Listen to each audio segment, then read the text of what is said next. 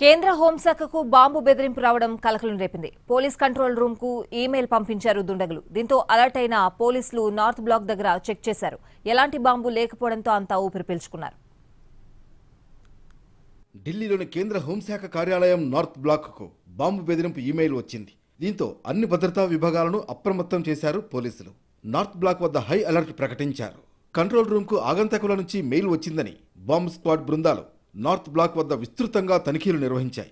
అయితే అనుమానాస్పదంగా ఏదీ కనిపించలేదని ఆకతాయిల పనిగానే భావిస్తున్నట్లు తెలిపారు పోలీసులు. ఇందులో హోం మంత్రిత్వ శాఖ, ఆర్థిక మంత్రిత్వ శాఖ లాంటి అనేక ప్రభుత్వ కార్యాలయాలు ఉన్నాయి. ఏప్రిల్లో సైతం ఢిల్లీలోని వివిధ ప్రభుత్వ కార్యాలయాలు, స్కూళ్లకు బాంబు బెదిరింపు మెయిళ్లు వచ్చాయి. కొన్ని వారాల క్రితమే ఢిల్లీ ఎన్సీఆర్ ప్రాంతంలోని 100 పాఠశాలలకు బాంబు బెదిరింపు మెయిళ్లు రావడం సంచలనం సృష్టించింది. బాంబు బెదిరింపులతో రాజధాని ప్రజలు ఉలిక్కిపడ్డారు. తాజాగా మరో బెదిరింపు మెయిల్ రావడం అధికారుల్లో కలవరం కలిగించింది. ఢిల్లీలో నిఘాను మరింత పటిష్టం చేయాలని కోరుతున్నారు.